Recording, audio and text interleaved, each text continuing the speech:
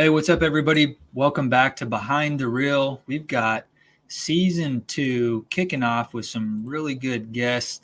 And episode 3 today, we're joined by Dwayne Walley here, and he is the creator of TourneyX.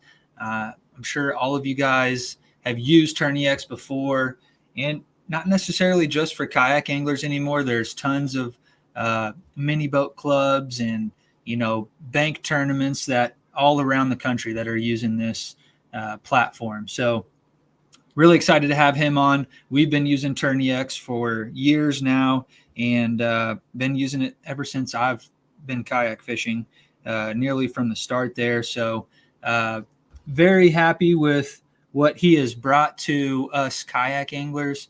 And I think also there may be something to that beyond the kayak world in the future of bass tournaments. So just wanted to remind you guys, you can put all of your digital cameras and your SD cards away because that is a thing of the past. And I'm just barely old enough to remember that, where we didn't have the app to submit the fish and you didn't have the live well feature. And there was no way to calculate your team events. Like, lots of really cool features. I want to go over that stuff with Dwayne here in a minute. But I want you guys also to think about some of the questions that you would like to hear asked tonight as well. So make sure that you put those comments over there in the live comment feed. And then do me a favor, share this to your local groups, share it with a buddy, and we'll get some good involvement here tonight. So we're going to go ahead. We've got Cyber Yacker over there. Appreciate the support. I know he's a TourneyX guy down there in Texas as well. So appreciate you tuning in. And I'm going to go ahead. I'm going to bring him on, and we'll just get this show kicked off here. What's up, Dwayne? Hey, John. How are you tonight, bud? I'm doing good. How are you? I'm awesome. After a long day at work, I am ready to sit down and talk about some kayak fishing and maybe talk about what's coming up in the future and kind of maybe talk a little bit of the past. I mean, good show tonight, man. I appreciate you inviting me so much. Absolutely. And I appreciate you coming on here. I think that, when people think about kayak tournaments, it's really hard not to think about TourneyX. And I kind of want to hear about, because I haven't really sat down and talked with you about this. I think every time that we've really interacted with each other, it's always been you helping me out with getting back into my TourneyX account because I can't remember my password or whatever the case may be. But I would like to kind of find out what that looks like for somebody to establish such a household name in the kayak fishing community. I know that comes by hard work, and I think that some people maybe don't realize that. So I kind of want to dig into some of that, and we'll get to that here in a minute. But I think first and foremost, people may not know you on a personal level. So if you just want to kind of introduce yourself, maybe what club that you come from and how you even before that got started into fishing and into kayak fishing. I appreciate that. So, as many of you guys and gals have been, everybody's been in fishing forever. I mean, I started really, really young, 3-4 years old. My dad, we used to camp out on Friday, Saturday nights. We'd go camping. My mom and dad would go in our camper, and we'd, chill out by the lake, what have you. And I was always down there catfishing. My dad would set out a catfishing reel at night. We'd get up in the morning and run down there to see what we'd caught the next morning. So it was always a thrill to do that. And as I was growing up, me and my dad, we would always fish together. Not tournament fish so much, just more just the pleasure fishing. And, between fishing and hunting and the outdoors, most like everyone else, it's just become a common occurrence for me, all the time. And so I ended up getting married at 26, had a son at 30. And so we raised our kid. I actually had a bass boat, had a 18-foot Ranger boat, and I did all that in the early 90s. And after my son was born, I don't know for what reason, but we ended up selling the boat because I just wanted to shift my focus on, raising my kid. And so all that kind of, went through our life, and we raised our son, and, soccer and sports and all that stuff. And then, just, I guess as we was talking a minute ago, back around 2012, I was still fishing out of a John boat and doing some of that, but I was watching 30 Miles Out, which is Ty Sutherland from down in Texas. And he was doing this kayak fishing, going out to these the what they call them, the rigs. Oil rigs, yeah. And I was like, man, that'd be cool to do that on a kayak. And I said to myself, well, I really like to try this kayak fishing out. So I started testing a couple of them out. We didn't have near what we have now. Like we talked about earlier, they're just so many different varieties now. Sit insides, sit out, on tops. But back then, I got in a sit inside, and I'll tell you, that was an experience getting out of it, more getting out of it than getting in it. But I had caught my first bass out of a kayak, and it was like, wow, this is so cool. And so we just started kind of going on that path, and I finally found a 13-foot, it was around a 13-foot, 12 and a half, 13-foot Wilderness Systems ride. And that was my first major kayak back in those days.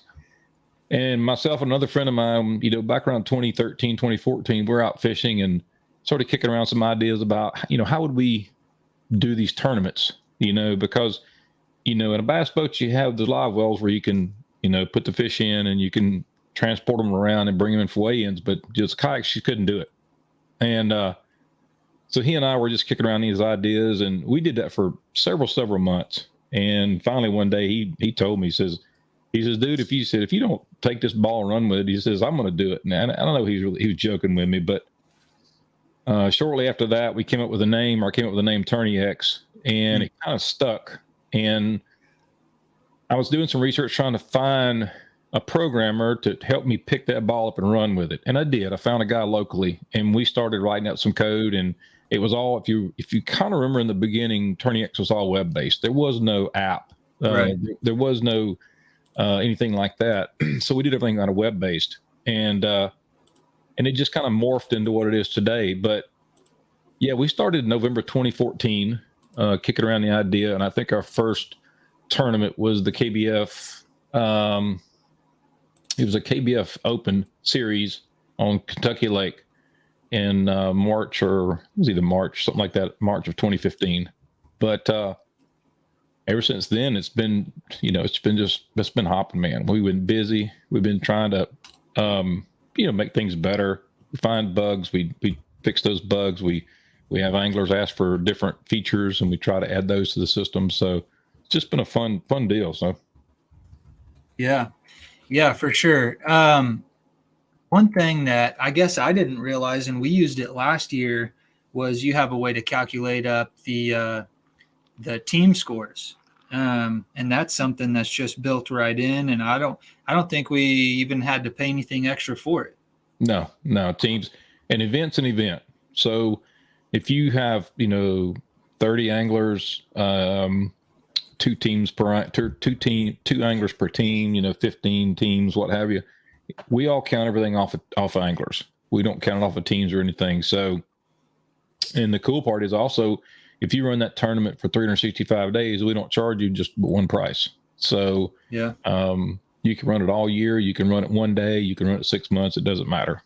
So yeah, that's pretty cool. I'm curious, because I know back when you first started it, and I guess TourneyX does predate me by just a little bit. I started fishing back in 2015, and here in Kansas, we're a little slow. We're a little behind the times. But I made a joke about the SD card, but I totally remember everybody hanging out at the ramp, waiting to submit their catches. Or, you had everybody, even later than that, you had people plugging in their phones to the tournament director's computer, and then he would pull the files over and do all that. What features have you added over the years that were kind of by request? Like, obviously the team series one is one of those, but like the live well. I don't think that was there originally. Mm-hmm. That's been great for me. I know. The live well we couldn't do on a web-based system. We had to do it through an app. Because I'll tell off all my secrets, but we just make it work. Yeah. So the live well's one of them. Submitting multiple fish to one fish to multiple events. So you can, if you're fishing 4 different events and you're bought into all 4 of them, and you have an identifier for each one of them, and they're in that photo, then you can take one picture and submit to 4 different events at once. So it really cuts down on the submitting times. So that's another feature we put in. Yeah, no, that's really cool. And I'm sure a lot of you guys that are watching now, or that might be watching later, are taking advantage of that. Because I know a lot of you guys, maybe fishing your local events, but then also have like some monthly stuff going on as well. One of the other things we do is, and I just, there was a director called me the other day, and we were talking about ID, the generated ID numbers. And he'd been using this for probably over a year or so now, and he didn't even realize that we generate our own ID codes. Yeah. So where people normally say, okay, your code for the week is, 1, 2, 3, 4, or whatever that might be. Well, we generate our own code. If you don't use your own, we generate one for you, and it's unique to each angler. So he had asked me about that, and he says, "Man, I didn't even know that even existed." So what I like about that feature is that, John, you would have your own ID and I would have my own ID, and they would not be the same. So if we're out fishing in the same event and we submit fish, then I know it's when a judge is judging, he sees that unique number and he can compare it to the one that's on the screen when he's judging, because we actually show the director when he's judging, we show him that same ID number. So all he has to do is just marry the two together and say, okay, that's John, or that's Dwayne, or that's whoever. What I don't like about using the same ID code across the whole 30 or 40 angler field is that you never know who you've got. You know what I mean? I mean, theoretically, you use your own ID code, but I like the unique one better. It's just my opinion. Yeah. And that was something that we did when I first started kayak fishing. You'd have, like TXT, and then you'd have 1, TXT2, TXT3. Yeah. You'd have, everybody had their own code, independent number. Yep. And then we just, for whatever reason, kind of did away with that over time. But I have noticed that on the TourneyX app as well, that you do have different identifiers per angler. So that can, I think, help the judges if they maybe have something in question. Go ahead. Go ahead. Well, it just popped into my head here, and we've had some experience with people that are dishonest, and you want to touch on that at all? Like, do you want to touch on maybe some things that you have done, or maybe some I don't know, just some experience with. Oh man, we've had some, and I know that a lot of people have already heard these tales, and we'll tell you about a tale or two. No pun intended, there's been a lot of them. There's been tail cutting. We've had that. We've had where the angler would actually cut the tail off of one fish and layer it over top of the fish he caught to make it look longer, which was, it didn't take long for the director to figure that one out, and ended up it didn't end up very well for that angler. I think he actually got some jail time because he got caught doing other stuff that he shouldn't have been doing. So that was one. The other one was where angler would cut their boards and then glue them back together to make the boards, So we've had our share of different cheating aspects. So it's been a interesting journey, but and I kind of cut you off there. I don't know what you were. Oh, no. So, but earlier you were mentioning about features. Another feature we added in the app was, which I kind of like this one, is the manage catch feature. So when you're in the app and you submit a fish, you can hop over to the manage catch to make sure they actually got onto the server properly. You can also swipe and delete them if you needed to. So if you submitted a double, or you submitted not the right photo or whatever, you can always just swipe and delete even if the judge has approved it, you can go in and just remove that fish and resubmit. So it makes it really easier where the angler has more control of what he's putting in the leaderboard. So Yeah, no, that's cool. I got a question here. Do you still get to fish? I do still get to fish. We have here in Mississippi, we have we call it it's our Central Kayak Fishing League here in Mississippi, Central Mississippi, and we've got 300 or 400 users that are in our Facebook group. But we put together about 15 to 20 guys, per event, and I get out and fish, and I did fairly well this past year. I think I ended up second place in the championship this year. But yeah, I still get out and do a little bit, and I enjoy it. So yeah, you hear about people, working in the industry, whatever that may be, and they're losing out on some time on the water. So I'm glad to hear that that's not necessarily the case. Yeah, I try my best to get out and hunt and fish as much as I can during the year. So a little stress relief, What are some of the cool opportunities that you've had? Some of the more memorable ones, I guess, that TourneyX has kind of brought to you. One of the most memorable ones I can think of just happened recently was when Hobie called us and asked us to be the hosting event, the system for the Hobie Worlds. Yeah. And man, I'll tell you, that just put me on cloud nine, to be honest with you. But yeah, and then knowing that it was in Amal, Sweden was even sweeter, so to speak. As my jersey back there in the back for the Hobie Worlds 9, got it signed by all 28 of the anglers. Nice. In all over the country. So we had, I think there was about 18 countries that were represented there. And we spent a week over there. We ran 5 tournaments. We ran 3 days of test and 2 days of the real deal tournament. So got to meet a lot of good folks from different parts of the countries, and just had a really good time. It was so much fun.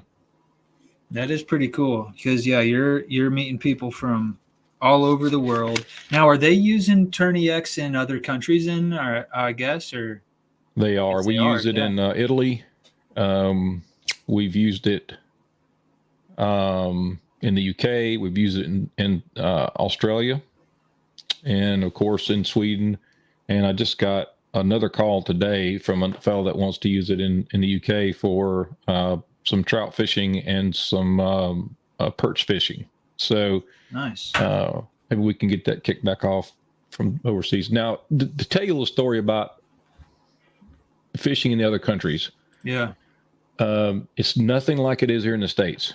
Okay. In the States, we, like for instance, Tennessee has 15 or 20 clubs or more, and all over the state of Tennessee.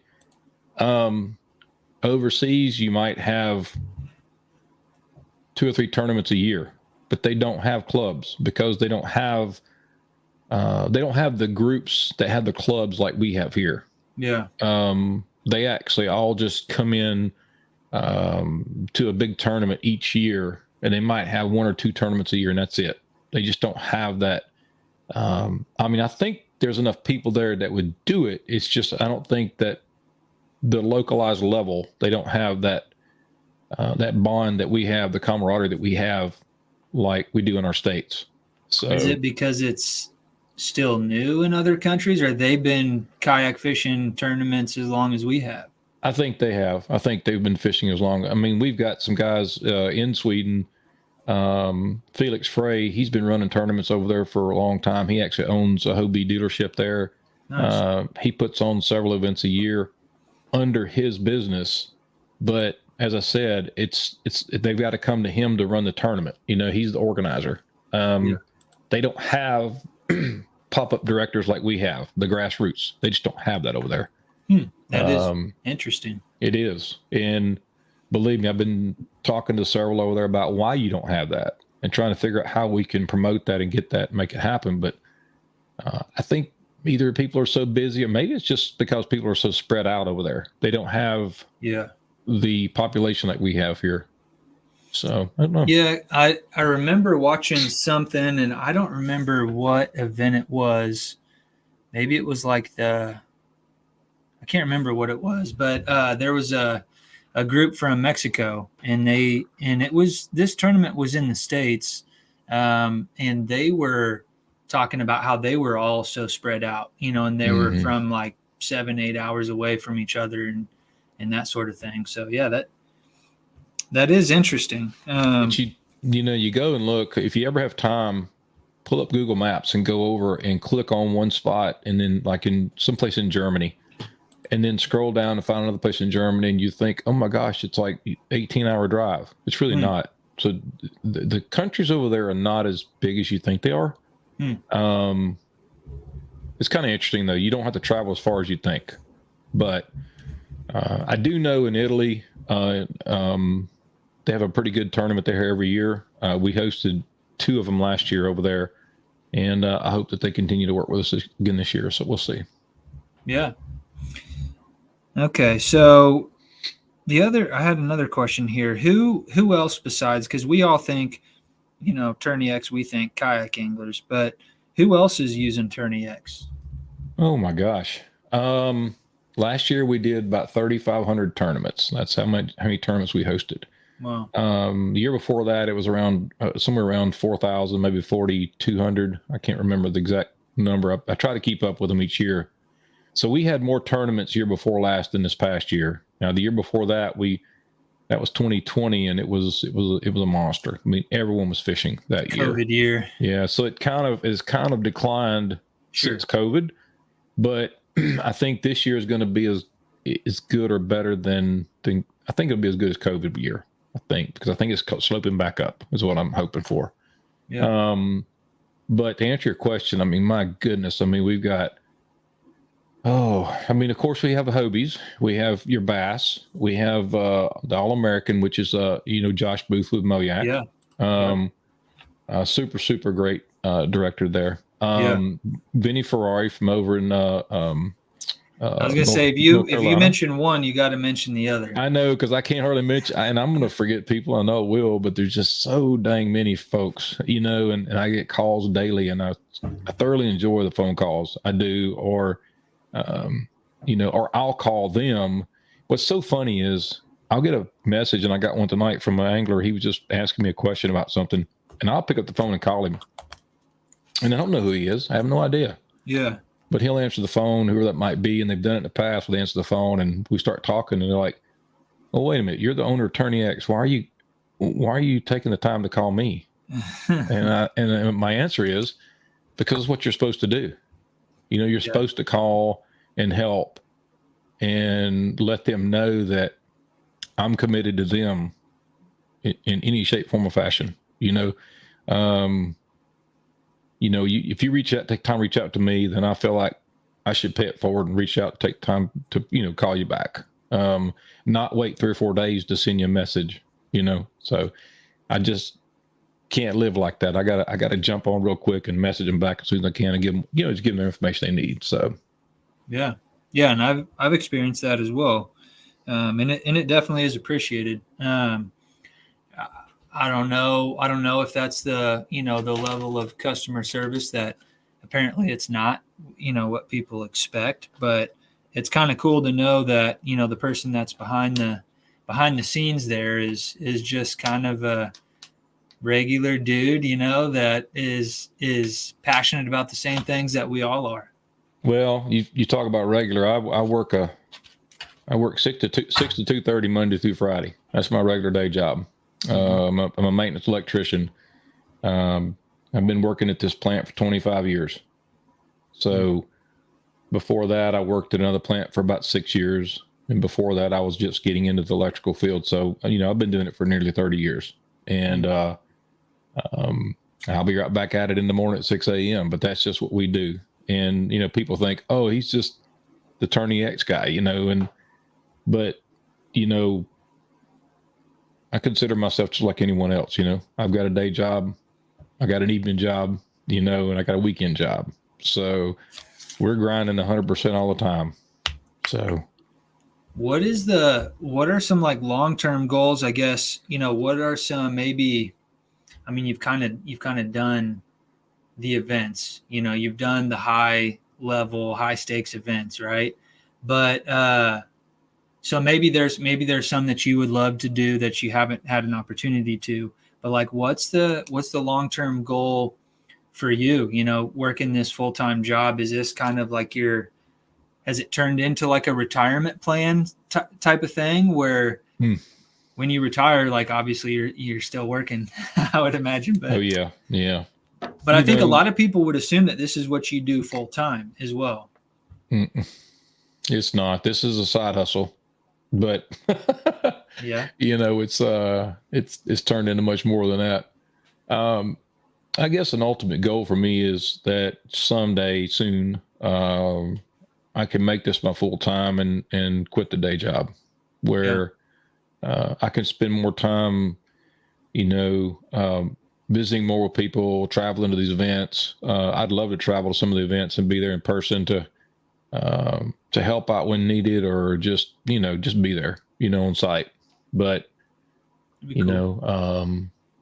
insurance, 401ks, things like that really come into play from the day job, and it's really hard to cut loose of that.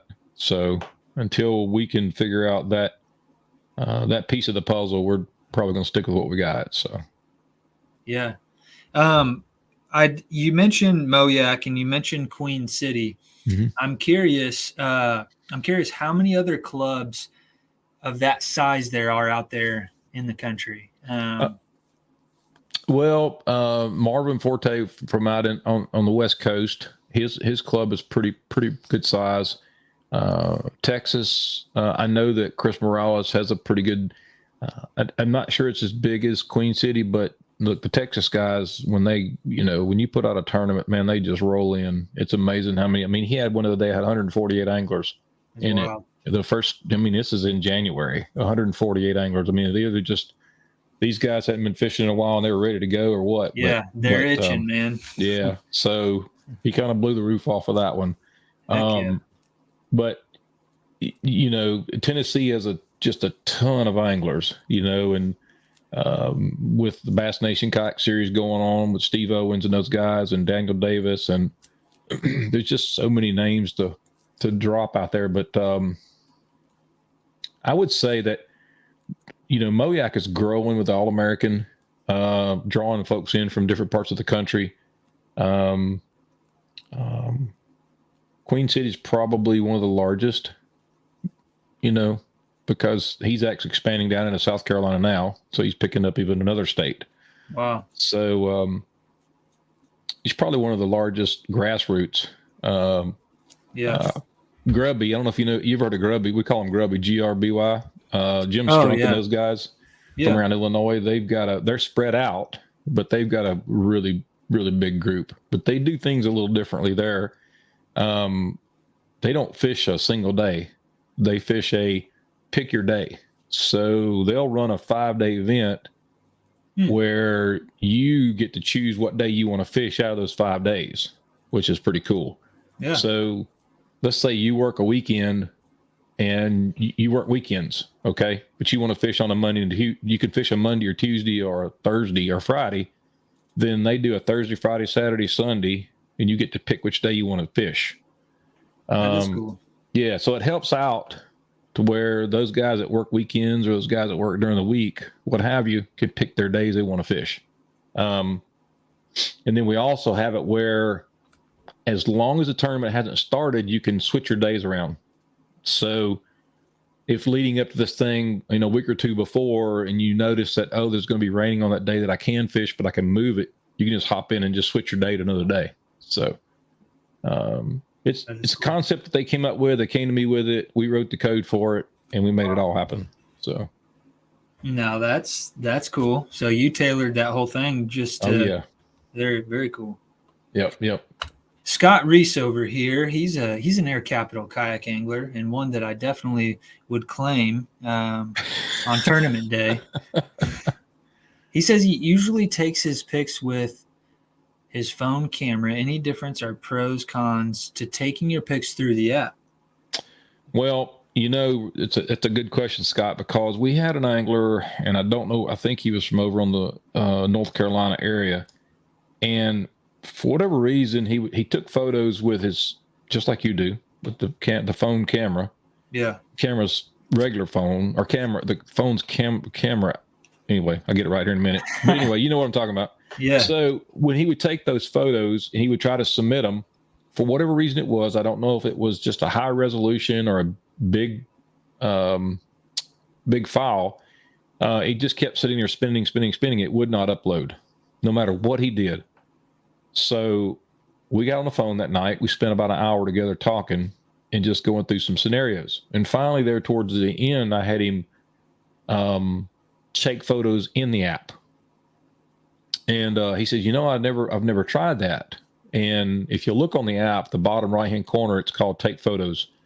Mm-hmm. And when you open the app up and you go to click Take Photos, when you install the app, one of the things it asks is about notifications, GPS locations and all that. If you've accepted all that properly, when you open that camera up and you take that photo, it marks your location right there.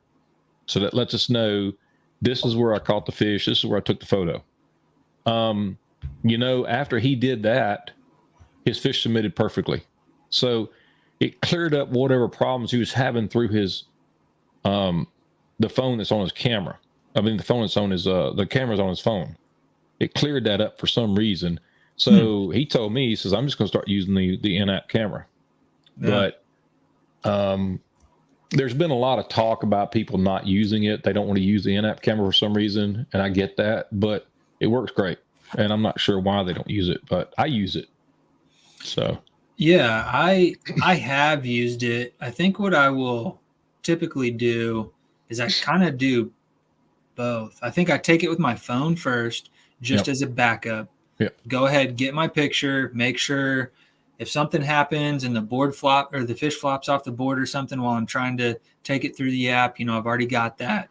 I've already got that backup, and then I'll go through and I'll take it through the app, and then if so, I'll just submit it through there, obviously. But yeah, for whatever reason, it's just like I always feel like I have to have a backup, but I don't know that it's absolutely necessary. I've never had any problems submitting fish or anything, as long as I have service. A lot of the lakes that we have around here are out in the middle of nowhere, but we kind of account for that with the way our award ceremony and stuff is set up. We give extra time at the end of the day to get to a good service spot and upload those photos. So what that's one of the things that I worries me about things, because if a person uses their camera, their standard camera, and they don't have their GPS set up properly, and you kind of know where I'm going with this. Yep. And you take these photos, when you submit them, it may not have the GPS on it properly, right? So you stick them in the live well, and you drive to Walmart or something. You go to submit it because you got to get service, or McDonald's, what have you. Well, it's going to show you being at McDonald's because the location wasn't found, and it's going to automatically pick up where you're sitting instead of where you took the photo. So that's one of the things we have a demo system running. You need to get on it, try it out. You're more than welcome to. You can pick up the phone and call me. You can shoot me a message, say, hey, can you check my photos, make sure they're correct? And I'll do whatever we can do to make you feel more comfortable with using it that way. Just give me a shout. So now, just maybe to elaborate on that a little bit more. So if I'm in a bad reception area and I take a photo, but I have my GP, this is a stupid question. No, it's not. And I know you probably don't work for Verizon or T-Mobile. But or I know AT&T. the question, but go ahead. So if I have my GPS on and everything, does my phone have the GPS information without my cellular data? Yes, because I actually can take my phone and put it in the airplane mode and take my photos inside the app. Okay. I can't submit them because I got airplane mode on, right? Okay. But I can flip airplane mode back off, which goes back to cellular. I can drive 10 miles up the road and I can submit them, and it's going to show me where I took them at. Okay. So the answer is yes, it will do that. That's just dependent upon whether you're allowing TourneyX to see GPS. Yes. Right. Yep. So Okay. when you click the take photo button in TourneyX, it's marking your location where you're sitting. It puts a GPS tag in there in the file. Okay. You start taking those photos, and every time you submit that photo, it's going to tag that file with that GPS location. And should do the same thing if you're not taking it through the app? It should, if you have the location correctly set up, which I don't guarantee it. So I can't, because take it through the app. Yeah. Well, even that guy, the guy I was talking to, he's like, I've never used it like this. And he went and opened up the app up and started taking photos. He goes, click, click, click. And he says, it's not taking them. And I said, yeah, it is. So he went and looked in his gallery, and he had like 5 pictures already taken. He didn't realize he took that many. I said, it takes him that fast. So I suggest you play with the app, the camera inside the app, and just see how it works. I mean, some people don't even try it. So give it a shot. Something that I think I noticed this last year was when I take it through the app and I'm at the point where I start recording what the length was and answering what species it was. When I'm there, I believe I was able to even zoom in. So if, it's, that picture is kind of, it's not real up close. That's right. You can zoom in and that way, exactly what length to record. Right. So that was a handy feature that I didn't realize was there. And I got frustrated because I'm like, I don't even know what to submit because I can't tell. And then it allowed me to zoom in and Now there's 2 places to take the photos in TourneyX. One I do recommend, one I don't. Now you're going to say, why do you not recommend that one? It's because it only takes 1 photo. And so when you open up the app, there's 8 buttons on the screen. The one I suggest is the take photo in the bottom right-hand corner. That's the one I suggest. Okay. You can take like 10 photos and it might actually give you a little pop-up that says, close the camera and retake the 10 more. Okay. It's like 10, it's got a buffer of like 10 photos. Mm-hmm. Now, when you click on submit catch, you got your picture of your fish. There's 2 buttons. It says capture photo. That's the one I don't recommend using because it only takes 1 picture. Okay. So I take multiple photos. I would take them with the take photo that's on the front screen. Nice. And typically you just open the app up. You see that. That's why I put it in the bottom right-hand corner. So it's closer to your thumb. So you click it, rotate, go back to fishing. You should be fine. If you don't want to submit it right then, just go back to fishing and then catch your next one. I take a photo of the sky to break up my series of photos. Yep. And then I'll take photos of the next fish. Take a photo of the sky or the water or what have you, something to break it up where you're not, because you start taking all those pictures of those fish and you don't know where that break point is for your next fish.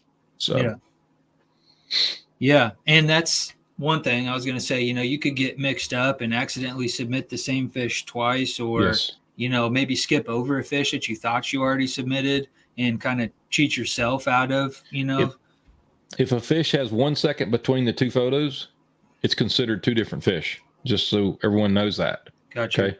Our system doesn't go through and say, oh, this is the same fish. This is the same fish. No, we can't do that. We look at the file itself. If you submit the same file twice, then we kick one of them back.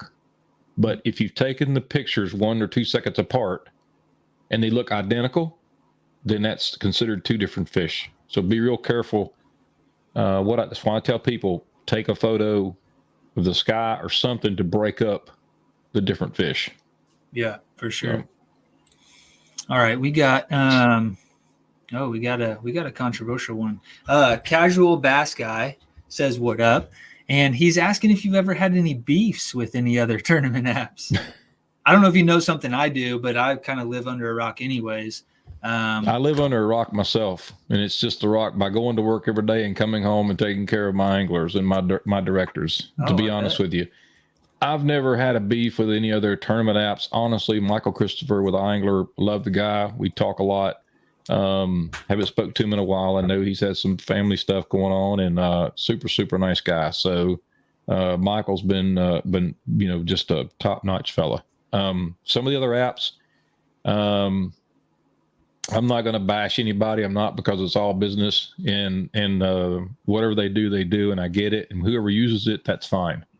I will say, however, that some customers are leaving some of the other apps and coming back to us, which we certainly appreciate, and we welcome them with open arms. So, some apps, I've had one in particular where we used to do discounted prices on charity events. We used to do some free charity events, if you'll recall, because it's going back to charity, and we want to make sure we give back as much as we can.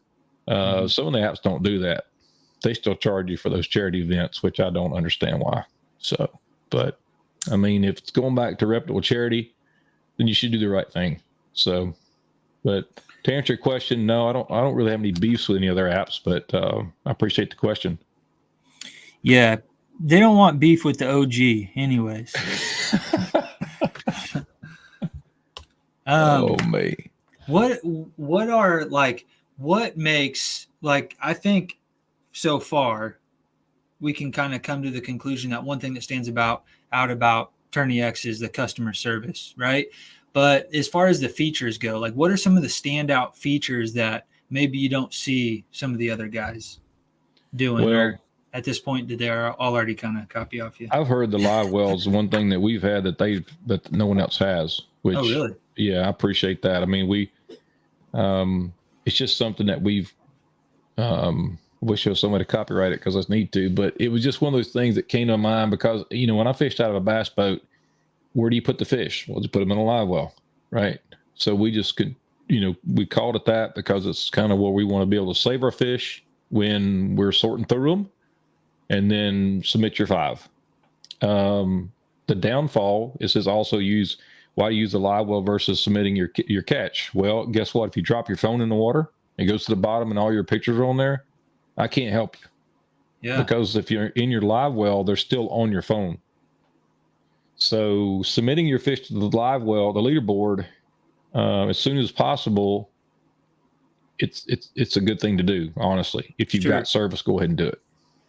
And that's when I ran into it, was just not having service. So I submitted them to the live well. And then I want to say that once I got into a good service area, then you go back in and you can swipe, submit. Swipe them. Yeah.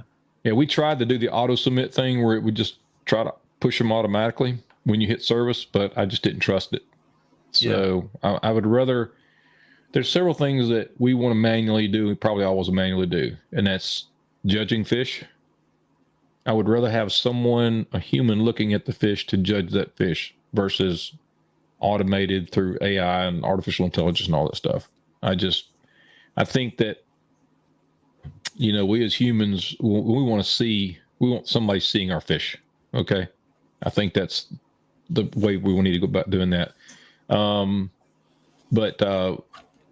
Submitting your fish to a live well and then you actually going in and swiping and submitting those fish, because you may put 10 or 15 fish in your live well. Okay. Mm-hmm. And you may say, well, I only want to submit 5 of these 15, and you delete the rest. Well, that's a manual process. Managing catch. I don't want some automated process managing some of our catch that we have. So I like to leave everything manual where they that's why we say at the end of the day, when you're done fishing, before that clock ticks down to that time that the tournament's over, make sure you go in and check your managed catch. So. Yeah, John Miller says the pick your day tourney sounds pretty awesome. I would have to agree. I think that's something that maybe, we've got like the Kansas kayak anglers where we've taken the 4 clubs in the state and kind of combined them all into one. Mm-hmm.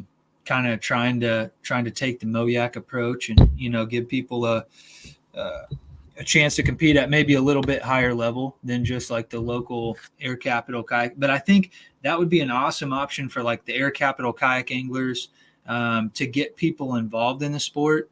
So if you say I have a tournament on this day, there's probably a ton of people out there that are interested in competing that just don't have the opportunity because of work or whatever else they got going on. So if I say, hey, we got this tournament going on and you can fish Monday through Sunday and whatever day you decide, I think that'd be a really cool way to introduce people to the sport. I think so too. Yeah, we've had a good success with it. Like I said, Marvin out on the West Coast, he uses it. Grubby uses it. That's all they use. They don't use hardly anything other than that. So it works out real well. It actually has a leaderboard. It shows the days and it shows your totals, and then it shows the total on the very end. So it keeps up with every day as you're going across. So I'm curious, do those guys pick a body of water? Sometimes I think it's more like fishing online. So you fish where you want. You may fish in this lake that morning, and that lake another day, the evening or something. So I think it's more like an online event, where you get to move around where you want to. That's cool. So, yep.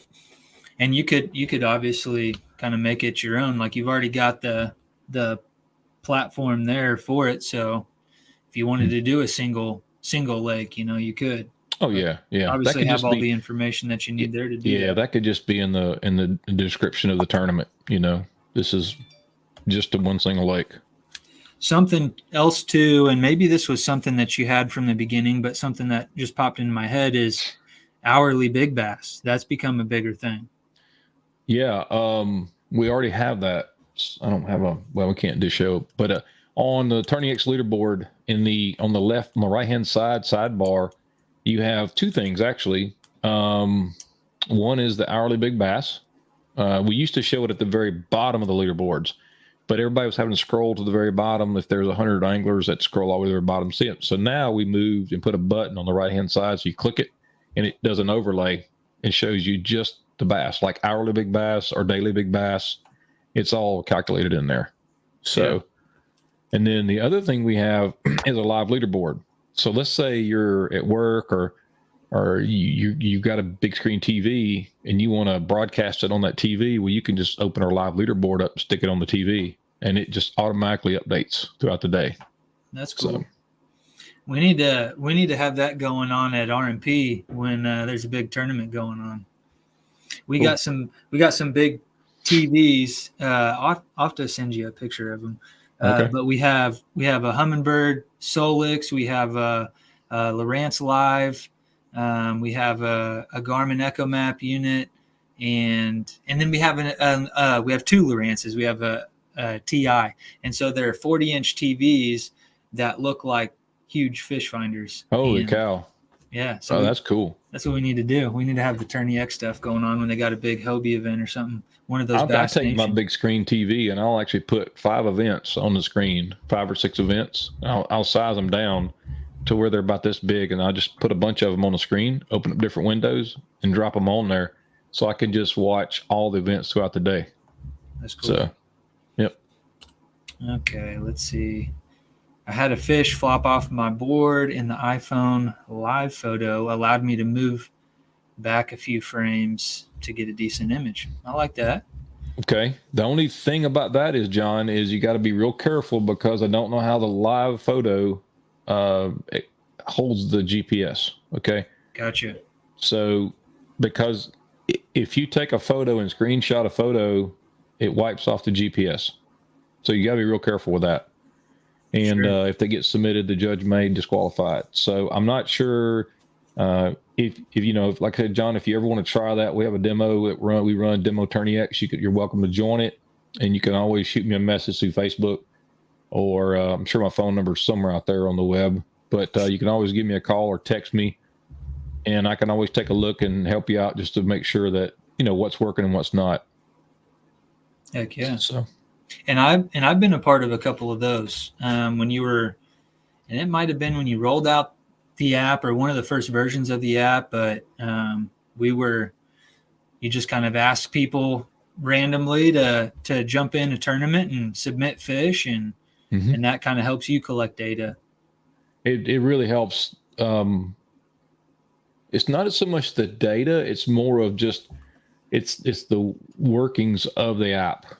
Just like last night, we got a new app, not a new app, but it's not a new feature. We're doing push notifications, and we're having a little bit of a bug in the Android side. So my programmer actually dropped another version of the app last night to me, and I shot it over to a friend of mine that's got an Android, and 2 nights ago it wouldn't work, and now it does. It works fine for him. So he's been my tester, just like a quick deal. I just shoot it over to him. He pops it on his phone real quick for him, because I don't have Androids. I only have iPhones. It's hard to keep. One of those guys. I'm one of those guys. I'm sorry, but you need that versatility sometimes just to have somebody check things out for you. So for sure. Cyber Yucker just wants us to know that he fishes all the time. I think he might actually buy kayaks more than he fishes. That is a possibility. He just announced a new kayak in the garage here recently, and he's been through pretty much all of them. If you know of a fishing kayak platform, he's owned it. So Taco Skinny over here is telling me how, and I made a comment about how you aren't a phone guy. Well, Jacob is a phone guy. So he's schooling me on how all this stuff works. Who's that, Jacob Ward? Yep. Yeah, I know Jacob. He's actually running a USA Bassin series. Yes, he is. So. Yep, he's a Kansas guy. Yep. Have you thought of hiring people that groups can pay to judge their tournaments when they don't have a TD or a person to do it for them? I have not, but it's available. It's out there. It's something that we probably should discuss. There's we'd even talked about doing our own in-house judges. One time I was thinking about programming in the back end where say the director goes in and says, oh, you know what, I need a judge really bad, I don't know where one is. Well, they can look in their dashboard and click on a button that says judges, and it'll have a list of anglers that have actually put up themselves as a judge, and they're available for hire. So we had talked about building that up where they could be hired out through TourneyX. Of course, they'd have to go through some type of training and what have you, and then we could actually do a rating feature too, that when the director gets done where the director can rate that judge. I like that. And then based on rankings, that judge can be ranked up higher, which means, of course, he gets hired more. But all that is that's kind of down the road. That's what we'd like to do. But that's cool. Now we wouldn't, it wouldn't be anything to us other than just us giving back and helping that judge to find some work or what have you. So, but yeah, we've thought about it.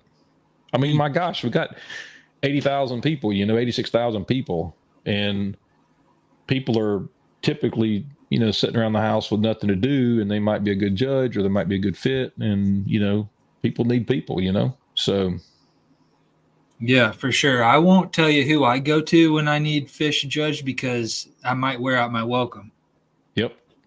Or somebody may come along and want to hire that person. So you got to kind of be careful about that. Yeah. Okay. What do you think about adding a feature where an angler can update their status on their profile during a tournament? I'm not sure what. Like a social media type thing? I'm not sure what they mean by that. I have to be more specific because you can update your profile. I don't know if it means like their status of because you do the check in and check out thing. Right. And if you're a paid angler, you already have stats, and those stats actually change as you're fishing the event. Once the event's hidden or turned off, those are also hidden as well, and then they come back once we turn the tournament back on. But I'm not sure exactly where he's going. Maybe he's wanting to. I think we're going somewhere here. I think maybe he's wanting to trash talk to his competitors. Like his status would be on them, or something like that. Maybe he's wanting to get into the heads of his competitors. We've been toying with the idea of doing a messaging system between anglers inside TourneyX app. But really, I've got a lot of things I want to do, and I've been just making a list. Possibly this year we may start a total revamp of TourneyX. So, in what scenario would you want to be able to message another angler that's fishing the same event as you? I mean, just like you would in Messenger on Facebook. If somebody's available, you just search their name and find them and just shoot them a quick message if you needed to, just for chatability. that type stuff. One of the things we would like to do in a new app or the new look is, I know that in our app currently, all it's there for is, submitting fish. That's all we do, right? Yeah. But what I'd like to do is open it up for everyone else to be able to come in and watch tournaments. Click on it, open the app up. You'd have two options. It would be the fan or fish.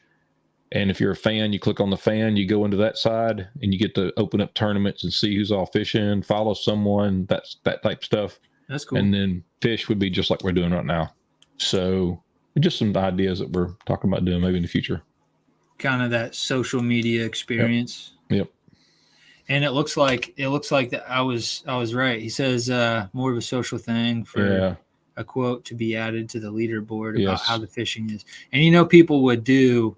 You'd have the guys that were like, oh, I'm sacking them up, and then the guys that'd be sandbagging like, oh man, I'm still working on my first fish. Those guys that don't submit their fish until 30 minutes before after the leaderboard shut off. The thing we get into with this stuff, the social thing, is the one thing that they're trying not to promote with the national events. There are a lot of rules coming out now where in the national event, they can't make phone calls to each other. Yeah. And so the messaging and the social thing would have to be turned off. So yeah, you kind of have to be careful which way you go with that. So, yeah, good idea. Yeah, because we've adopted some of those rules as well. You don't want somebody to go out there and try to team fish, Oh, yeah. Something like that. Oh, yeah. There's people get on the phones all day long with Bluetooth, and they talk all day with their buddies. And how you doing over there? What you catching them on? Blah, blah, blah. So anyway. Yeah, there's lots of guys that do that. And they kind of know when they can do it and when they can't. Is there a way to host multiple events in the app without having to judge each individual event? I'm going to be doing a crappie and catfish series alongside some of my SECA events this year. So you want to host them, but you don't want to judge them. Judge each without having to judge each individual event. I don't know what he's going to be doing, a crappie and catfish. Unless he wants to be unless he's talking about he would run them and have someone else be the judge or the director or judge for him. Which you can do. Which you can do. Yeah. You can run multiple events. And if you find judges, you can actually add a judge to judge those events. You just go into the judge tab under in your dashboard. There's a judge tab, and you can assign an angler to be a judge, and he or she would log in through their angler account on a website, and they'll see the tournament they can judge. Can't do it through the app. Has to be through the website. That's correct. Your normal web browser, which I found that out this year. So Josie set up all the events for the year, and then there was times where I would help judge or something, and I was able to just log right in and judge them, and it worked out great. Now you can judge on your phone, but you just have to use a browser. Yep. So Chrome or Safari or whatever. That's right. So can you have a button to submit one fish to multiple tournaments? We're already doing that. Yes. So as I said, I wish I could pull my phone up and show you, but I don't know if I can.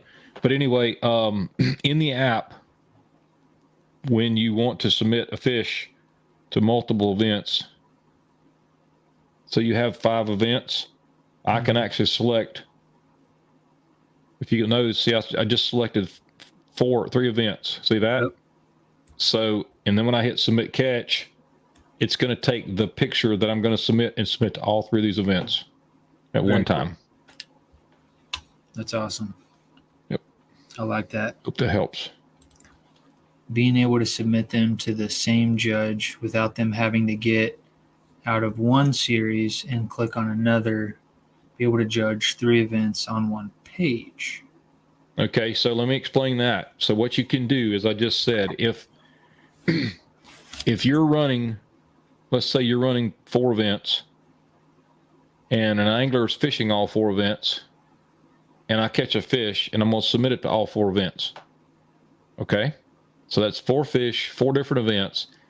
You can, as a judge, if these are your 4 events, you can actually go in and judge that fish one time, and it will cover all 4 events. There's a button in there that says judge all fish. So with one click of a button, it'll accept all 4 fish on all 4 events, if that's what you're referring to. Well, yeah, I think so, but I wonder if his scenario is a little different because they're different species. Yeah, I can't do that.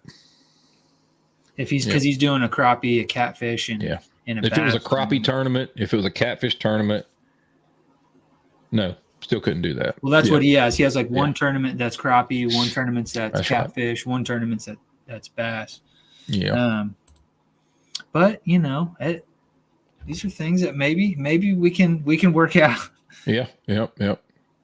But back and forth between 3 tournaments. I got you.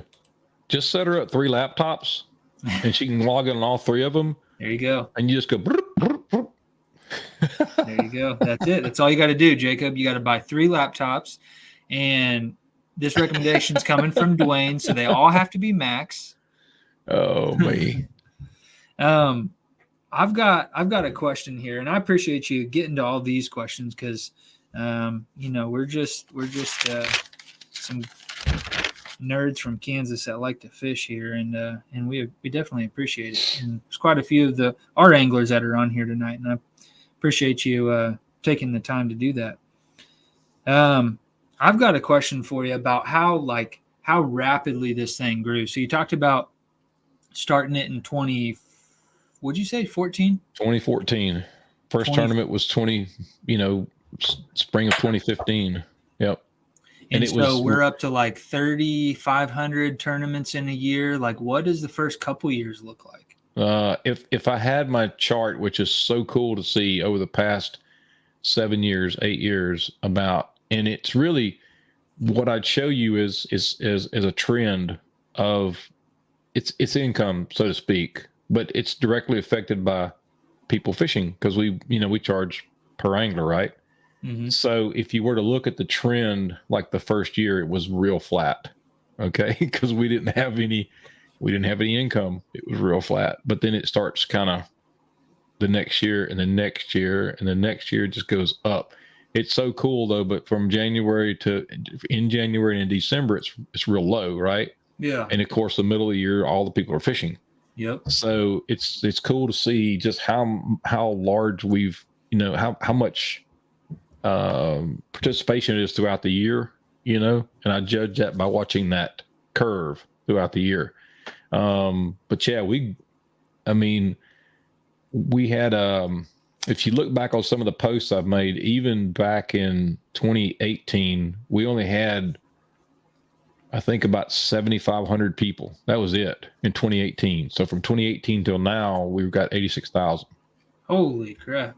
So it's just amazing how, we saw 20,000, 30,000 people in a year sign up. That's wild. It's grown a lot. My goal has been 100,000. So we're getting close. Yeah. That's been a goal I've been looking for years. That sounds very doable. Yeah. So we've got just so you know, we've got 1.3 million fish submitted. 1.3 million. Let me look. In the lifetime? Yeah, 1.24 million. Yeah, almost 1.3 million fish since 2016. So wow. I don't count 2015 because it was very, very flat that year. But since 17 till now. That's crazy. Yeah. That's awesome. Let's see. Oh yeah. And Hip says something about getting AI to measure your fish. Yeah, I'm not gonna do that. Yeah, it would be badass, but it's not gonna happen. I don't think, man. I appreciate the question, the comment. Have you I just don't trust AI. Yeah. I don't blame you because if they mess up, that's kind of like, well, what did you expect? And it's back on you. That's right. I'm sure you're running crappie and catfish tournaments on there now. We are.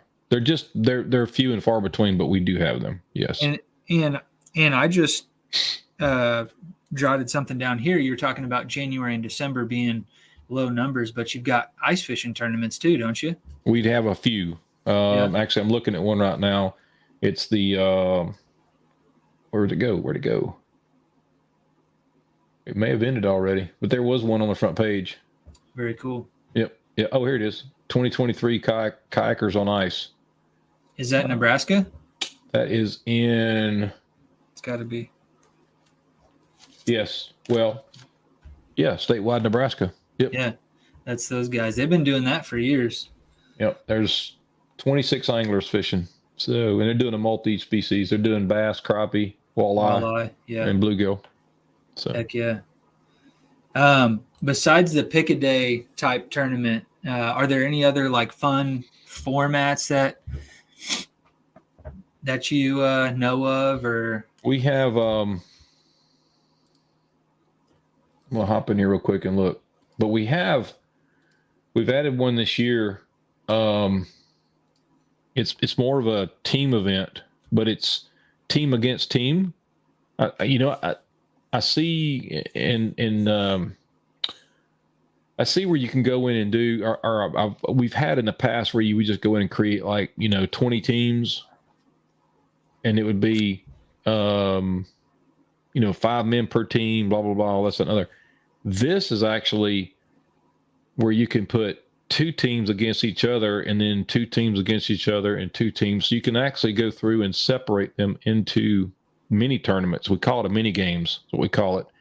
But you can do 5-on-5, and it would just be 2 teams against each other, almost like a bracket style. But you don't get the second level bracket. You just get the first level. So it's these two against each other, then these 2, and the KFL. You've heard of KFL? Yeah. So they're coming over from another app, and we built that for them. So they'll be using that mini games. So they run. Two teams will be against each other in this state. 2 teams will be against each other in this state. So they're going to run that way. They can run all on the same leaderboard. So you can watch all the teams fish against themselves on one leaderboard. It's not like you got to go to 10 different leaderboards. You stay on one. So that's something new for 2023. That's cool. Heck yeah. Oh. Do you have anything? This is an idea that we had about like a team format where like your teams get put together randomly. You don't have any like generator that would allow you to do that. That would be don't have a generator. No, but we do have is where the director can actually go in, and this is something that we promote, is that we get all the anglers to sign up, and then the director will go in and actually put names in a hat, and he'll pull out 2 names, and he'll make the angler and the angler and the captain of that team. So it's just, he'll do that on a live broadcast. So it's kind of cool that they'll just pull 2 names, and they'll say, well, Dwayne and John are on a team together. They may not know who they are, but they're going to be fishing together this week. Yeah. So we don't have a randomizer. No, we don't. Yeah, but it wouldn't be hard to do. Yeah. No, it would be too hard. Yeah, no, that's cool. And then the MLF format. We do have that. Yeah. Yep. That's pretty popular. Yeah, it is.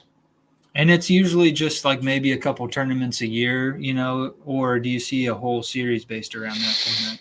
No, it's just fun tournaments. They'll do a lot of those MLFs. They just do fun ones. I mean, I know that you know Marty Hughes. He loves the MLFs. The Nebraska guys. He runs the kayak paloozas up there, and they'll fish, as many fish as you can catch in a day. I wouldn't want to fish one of those against him though. Oh no. 2023 fish. Yeah. For the year, like, man. Yeah, his inches are 22. I looked at him the other night. It was 22,000 inches, total inches for his lifetime with TourneyX. Oh my gosh. So it's crazy. Wild. Is anybody beating him? I don't know. I haven't. I'd have to go through and look at some of the others, but that's pretty high. 23,000 inches. We got to figure out. Because we like to call him the godfather of kayak fishing. I tell you, he is. He's definitely that. So. Well, did you have anything like you kind of mentioned stuff that you had in the works? You kind of spilled the beans on some stuff here, but did you have anything else that maybe anglers can look forward to, or anything else that you wanted to mention this evening? An hour just flew by. Yeah, it did. It did. No, I mean, I just I appreciate the anglers so much. I've always said that anglers are first, directors are second, and we're third. Period. That's That's the way I've always put it. My anglers come first, then my directors, and then us. Okay. And so when an angler messaged me or director messaged me, I take care of them as soon as possible. I do not want them to have to struggle. I do not want them to have to wait on me. So if you message me during the day, which is fine, know that I do have a day job, number one, and I have to find time to message you back, but I'll do my best to catch you before the end of the day. So I strive on customer service. I am the only one that runs TourneyX. There is no one else. There's no support network. There's no team. It's just me and my wife. That's it. Always has been. As long as I can run it that way, I'm going to run it that way, because we talked about this, and I talked about this today with another guy today, another friend of mine, that they said, why don't you hire somebody? Well, it's not that I don't trust anyone. It's just that if they can't devote the 110% that I do, then it's hard to release that. And I hope that people understand what I'm saying. We talked about, it's a love-hate relationship, period. It is. There's days I love it. There's days that I hate it, but I know that there's anglers out there that are fishing, and that's the thing they love to do. And they need a tool, and we hope to try to keep this tool running as long as possible. So, and we can only do it without y'all's help. So we appreciate that. Yeah. Yeah. I mean, you see that logo and people think of you, and so your reputation is on the line, and you bring somebody else in, and it's may not be the same, the same case there. So it'd be a podcast like yourself, John. If you work for a year or two to build something up, and then you came in and said, hey, I'm not going to be here this week, or this was, whatever, and you had to get somebody to fill in for you.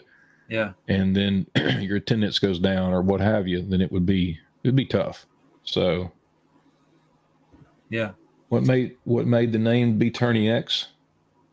Well, we talked about this 2 nights ago on the podcast with KBN. The X itself was actually not meant just for fishing. It was meant for multiple types of tournaments.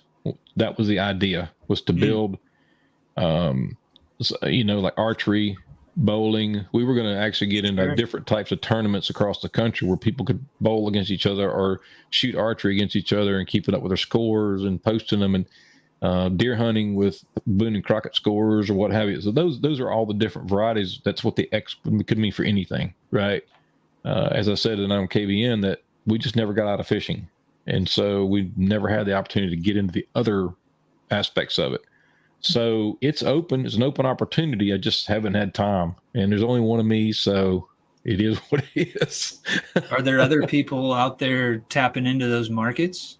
No, not that I know of. I mean, talking about it. I mean, bowling has. I mean, if you go out, you can find online bowling where you can bowl against other people. It's like a website or like a forum type thing or something. That's right. So deer hunting was going to be the next one because of the scoring of the racks with inches. So that would have been the next one, but I just don't know how much are even turkey hunting, because turkey hunting's huge down this way. And you got your length of your beards plus your length of spurs. You add those together, then you get total length. So you could take a photo of the beard and the spurs with the measuring device, take a photo, submit on TourneyX. So, there's just all those opportunities. Yeah. But you just don't know if the return on investment is going to be there to spend the money. But it is for fishing. Fishing's huge. And so I find that I focus more on that than I do the others right now. So for sure. Yeah. And if you do decide that you want to branch out, I think the hunting would, if you're going to have a lot of the same people, that are going to be using it for both fishing and hunting there. But all right. Well, I want to thank you again for coming on. I want to thank you for providing us the services, not only just the app, but again, the customer service side of things that you do. And really cool to see, and it's just kind of, I've been watching it from afar, but it's really kind of see how cool to see how you've taken this thing from the ground up. And I think it's an awesome deal, and I think that the anglers definitely appreciate you when they get those phone calls. And I think that that's what makes TourneyX great. And all these cool features, some of them I didn't even know about, but I kind of learned about some of them firsthand, even just over the last couple of years where we started using TourneyX a little bit more and got away from the pen and paper. Yep. But, I was looking up Air Capital because I wanted to see back when we used to roll with them. Yeah. Oh yeah, look at that, 2015. Okay. 2015, and we didn't do a ton of them with TourneyX. No, this was one of them though. This was 2015 to actually 2016. It was a monthly. Yeah, no, this one actually was a fundraiser that you guys ran. Okay. Yep, I remember. Eddie Smith won it. I don't know. I didn't look at the leaderboard. I was looking at the actual build. But let me look. I think we did. Past. I think we did one the following year. There was an Edward Smith. Yep.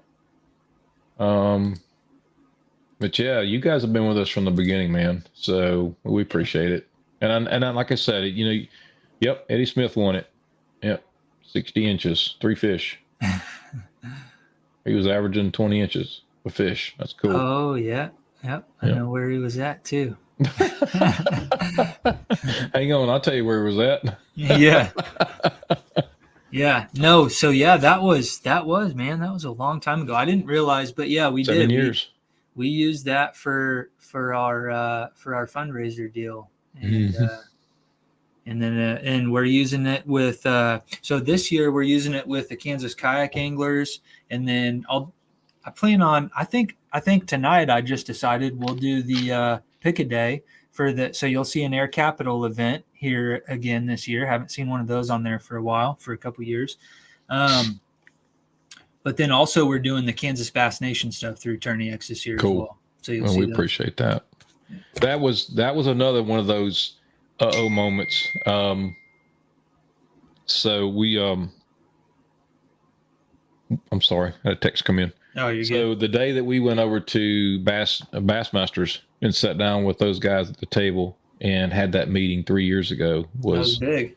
Yeah, it was big. Me and my wife sat down with all the everybody in Bass and all the hot shots. Yeah, kind of hashed it out, and they were real happy about getting into CPR, and so I'm hoping this year is going to be a good year for them as well. So seems like guys are really excited about the schedule for sure, and they've worked through some kinks, and yeah, I'm excited about it as well. I was really not planning on fishing the national stuff, but I think that'd be the one that I kind of looked at a little bit harder than some of the other ones.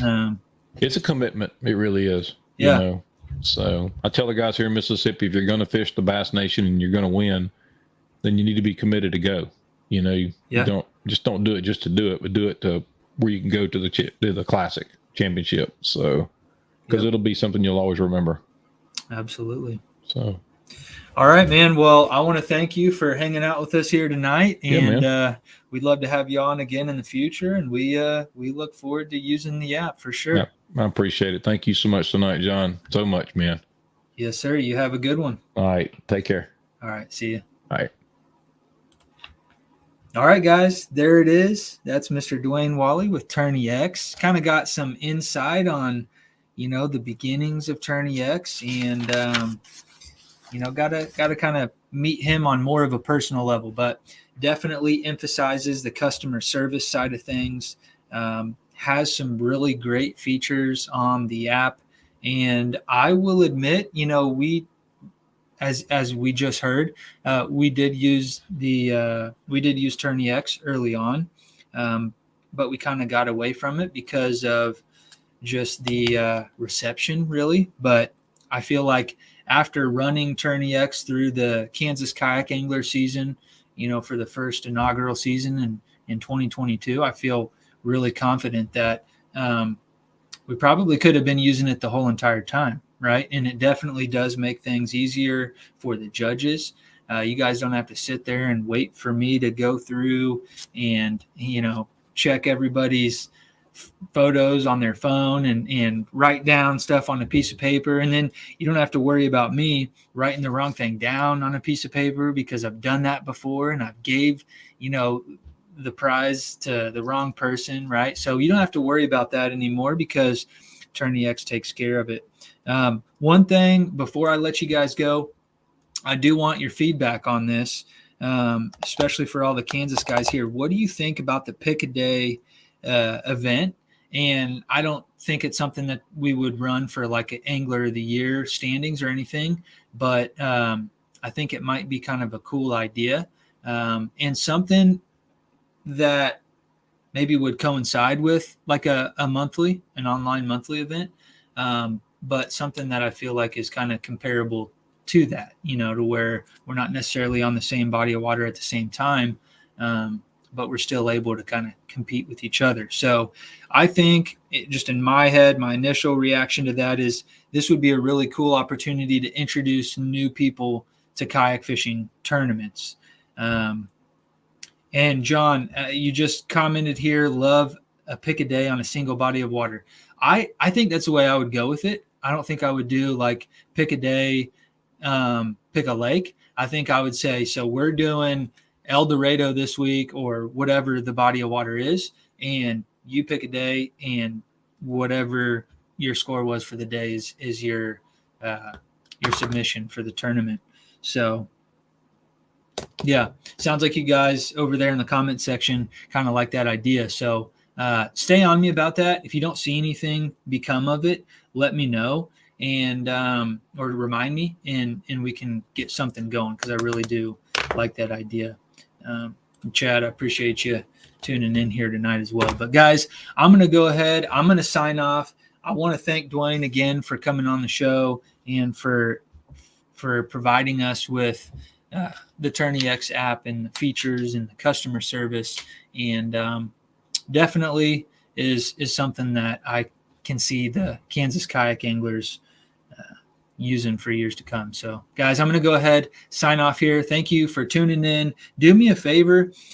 We didn't get a ton of people in here tonight, so I know there's a lot of people that are going to be coming back in and are going to be watching this later on. I think they'll have a lot of great information when they do that. But do me a favor, go ahead and share this into a local kayak fishing group, share it with some buddies, and let's help grow this thing and give the Kansas kayak anglers a platform that they deserve. So that is kind of the goal here. And I will go ahead and make the announcement for next week's guest, and that is going to be Randy Carpenter, and he is the Garmin guru. If you look him up on YouTube, you will see he's got a lot of informational videos on Garmin, and specifically on live scope. So if that's something that you guys are looking to get information on and looking to learn about, you can definitely go check him out. We will have him on the show.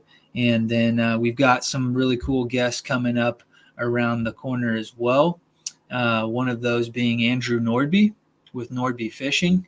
And he is a channel that I've been watching for the last couple years now. I really enjoy his videos. He's originally from Missouri, but he is chasing his dream of becoming a professional angler. And he is a professional angler at this point. He is fishing the MLF Pro Series, and he's going to be on the show. He's living down in Alabama. He's got some cool things going on down there. If you guys go down and fish Gunnersville, he's got some places for you to stay. He's got tiny homes down there, and he's got even like a venue if you were to have like a wedding, or maybe you were going to host some big event down there.